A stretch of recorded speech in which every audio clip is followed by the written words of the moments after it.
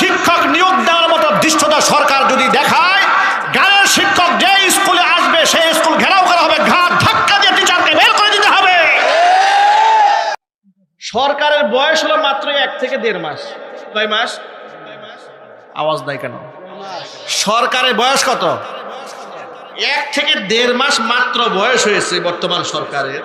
তাদের অনেক ভালো ভালো কাজ আছে, আমরা এটা নিয়ে প্রশংসা করেছি। যেমন তারেক জিয়া বর্তমান প্রধানমন্ত্রী আলেমদেরকে দাওয়াত দিয়ে নিয়েছেন, আলেমদের পরামর্শ গ্রহণ করেছেন, এটা পজিটিভ দিক, আমরা তাকে মোস্ট ওয়েলকাম জানাই।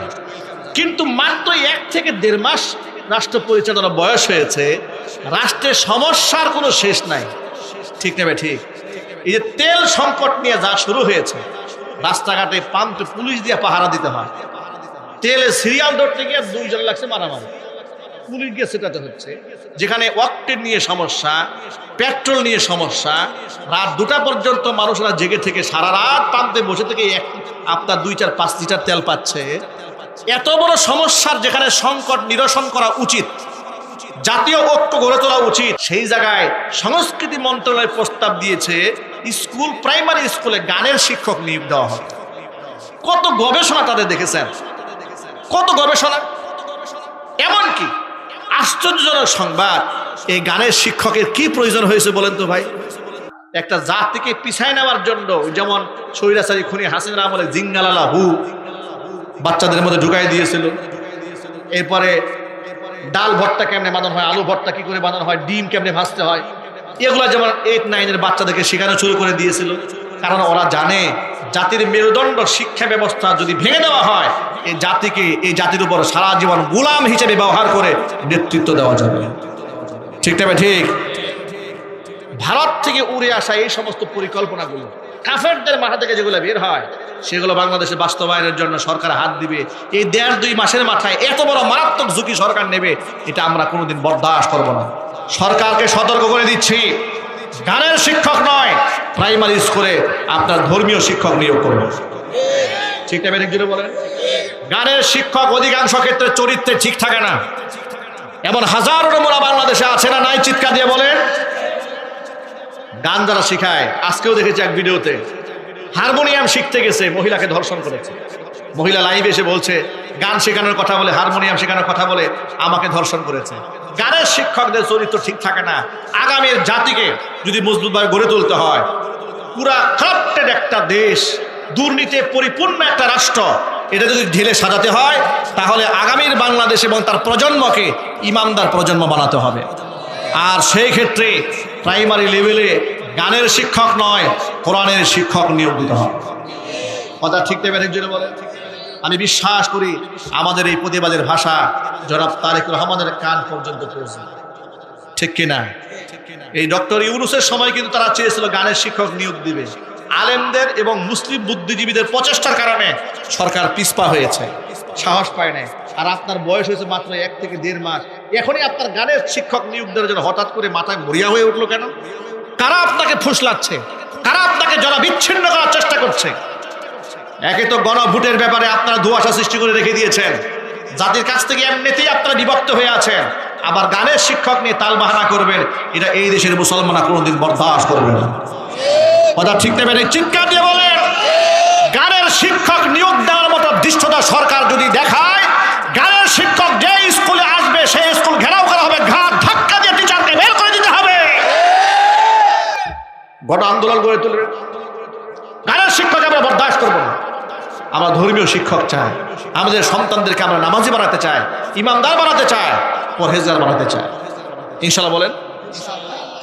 এরপরে আবার শুনলাম যে আমাদের দেশের সচিবদেরকে ইংরেজি শেখানোর জন্য তাদেরকে কোন দেশ যেন, আমরা থাইল্যান্ড না কোন দেশে পাঠানো হবে? থাইল্যান্ড। ইংরেজি শেখানোর জন্য থাইল্যান্ড যাবে কেন? তাও নাকি সচিবরা ইংরেজি শিখবে। আমি আজকে পত্রিকার মধ্যে পড়লাম যে প্রস্তাবনা দেওয়া হয়েছে যে সচিবদের উপসচিব যারা যারা পদোন্নতি হয়ে উপরে যাবে, অনেকেই ইংরেজি জানে না। প্রশ্ন হলো, একটা উপসচিব ইংরেজি জানে না, সে এই পদ হোল করে কেমনে? কি বলেন আপনারা? কি নকল করে পাশ করছে নাকি? নাকি নকল সার্টিফিকেট দিয়ে ঢুকছে? এদেরকে ইংরেজি শেখাইতে হবে। যদি ইংরেজি শেখাইতে হয় তাহলে এই উপসচিবদেরকে আমাদের প্রাইমারি স্কুলে পাঠায় দেয়। ঠিক টাইপের জন্য বলেন, এদেরকে বিদেশ পাঠানো হবে, সেখানে নাকি 350 কোটি টাকা খরচ হবে। বাহ, কি চমৎকার কথা! কত বস্তা ডেট এক্সপায়ার গাঁজা খাইলে এই ধরনের চিন্তা চেতনা ওদের মাথার মধ্যে আসে? ঠিক টাইপের ঠিক জন্য বলেন, এগুলো কেন হবে? আমরা চাই এদেশে ইনসাফ কায়েম হোক, এদেশে ইহসান হোক, এদেশের মানুষের সম্পদের মূল্যায়ন হোক। গোটা আজকে আমাদের এই অধপতন কেন হয়েছে? কেন আজকে আমরা মুসলমানরা এত সংখ্যায় থাকার পরও আমরা মার খাচ্ছি? কারণ সেই ব্যক্তি তো মার খাবেই যারা বন্ধু চিনতে ভুল করে, শত্রু চিনতে ভুল করে। ঠিক না ভাই? ঠিক জোরে বলেন। আপনি যদি আপনার বন্ধুকে শত্রুকে বুঝতে না পারেন তাহলে আপনি কঠিন ক্ষতির সম্মুখীন হবেন। এই জন্য আপনাকে কে বন্ধু হবে আর কে শত্রু হবে 1500 বছর আগে কোরআন স্পষ্ট জানিয়ে দিয়েছে। সুবহানাল্লাহ বলেন। আল্লাহ রাব্বুল আলামিন বলেন, লা ইয়াত্তাখিযিল মুমিনুনাল কাফিরিনা আউলিয়া মিন দুনিল মুমিনিন। ইমানদারেরা যেন কশ্চিনকালেও কাফেরদেরকে বন্ধু হিসেবে গ্রহণ না করে। ইমানদারদেরকে বাদ দিয়ে কাফেরদেরকে বন্ধু বানানো আল্লাহ তাআলা 1500 বছর আগে আয়াত নাজিল করে হারাম ঘোষণা করেছেন। এরপর আল্লাহ পাক বলেন, ওয়া মাইয়া ফাআল যালিকা, যদি কেউ কাজটা করে, ইমানদারদেরকে বন্ধু না বানিয়ে যদি কাফেরদের সাথে সখ্যতা গড়ে তোলে, ফালাইসা মিনাল্লাহি ফি শাইইন ইল্লা আন তাত্তাকু মিনহুম তুকা। তাহলে সেই ব্যক্তি আল্লাহ রাব্বুল আলামিনের সাথে কোনো সম্পর্কই তার থাকবে না। কাফের বেঈমানদেরকে যদি কেউ বন্ধু বানায় তাহলে মহান রবের সাথে ওই ব্যক্তির কোনো সম্পর্ক থাকবে না। ঘোষণাকার আমার আল্লাহ তাআলা কত সূক্ষ্ম দ্রষ্টা। আল্লাহ পাক বলেন যে কাফেরদের সাথে সম্পর্ক রাখবে না, বন্ধুত্ব রাখবে না। তবে অপরিস্থিতি যদি এত ভয়ানক হয় যে বাহ্যিকভাবে একটু হাই হ্যালো না রাখলে ওরা তোমার প্রচন্ডভাবে ক্ষতি করে ফেলবে, এই আশঙ্কা যদি তোমার থাকে, কোরআন বলছে ইল্লা আন তাত্তাকু মিনহুম তুকা, কাফেরদের কাছ থেকে সম্ভাবনাময় ক্ষতি থেকে বাঁচার জন্য তুমি যদি একটু হাই হেলার সম্পর্ক রাখো, এতে দূষণীয় কিছু নয়, মনে রেখো। কিন্তু কাফেরদের সাথে আত্মার সম্পর্ক রাখা, হৃদয়ের মোহাব্বত রাখা হালাল না হারাম? ভাই একটু মোহাব্বতে বলুন না, আরো জোরে বলেন।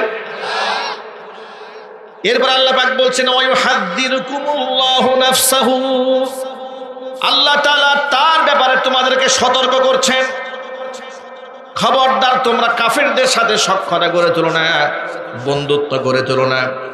এখন কাফেরগুলা কোন কোন কাফেররা তোমাদের চরম শত্রু আর একটু ব্যাখ্যা করে শুনে নাও সূরাতুল মাইদা থেকে। আল্লাহ পাক বলেন, লাতাজিদান্না আশাদ্দান নাসি আদাওয়াতাল লিল্লাযীনা আমানুল ইয়াহুদা ওয়াল্লাযীনা আশরাকু। অনবীজি এই দুনিয়াতে ইমানদারদের বিরুদ্ধে সবচেয়ে ভয়ঙ্কর দুইটা জাত, দুশ্মন জাত, সবচেয়ে মারাত্মক শত্রু তারা মুসলমানদের। একটা হচ্ছে ইহুদিরা মুসলমানদের চরম শত্রু, আরেকটা হচ্ছে মুশরিকরা মুসলমানদের চরম শত্রু। এই কথাটা কার? মহব্বতে বলেন না ভাই। তাহলে আল্লাহ তাআলা ইহুদিদেরকে ইমানদারদের শত্রু ঘোষণা করলেন, মুশরিকদেরকে ইমানদারদের শত্রু ঘোষণা করলেন। এবার কোরআন মাজিদে আল্লাহ রাব্বুল আলামিন সূরাতুল মাইদার 51 নম্বর আয়াতের মধ্যে আরেকটু খোলামেলা বললেন। আল্লাহ রাব্বুল আলামিন কি বলেন শুনেন, ইয়া আইয়ুহাল্লাযীনা আমানু লা তাত্তাখিদুল ইয়াহুদা ওয়ান নাসারা আউলিয়া বা'দুহুম আউলিয়াউ বা'দ। হে ইমানদারগণ, তোমরা ইহুদি এবং খ্রিস্টান নাসারা যারা, তাদেরকে কখনো বন্ধু রূপে গ্রহণ করো না। সূরা মাইদার 51 নম্বর আয়াতে ইহুদিকে বন্ধু বানাতে নিষেধ করেছেন কে? তাহলে কোরআন শরীফের এই আয়াতগুলো কি প্রমাণ হয়ে গেল? মহান আল্লাহ তাআলা সূরা আলে ইমরানে আমাদেরকে সতর্ক করলেন, সূরা মাইদায় সতর্ক করলেন, সূরা মুমতাহিনার মধ্যে আল্লাহ সতর্ক করেছেন। মহান আল্লাহ তাআলা বারবার বহু জায়গার মধ্যে উল্লেখ করেছেন, খবরদার লা তাত্তাখিযু আদুওয়ি ওয়া আদুওয়াকুম আউলিয়া, আমার দুশমন যারা, তোমাদের দুশমন যারা, তাদেরকে বন্ধু বানায়ো না।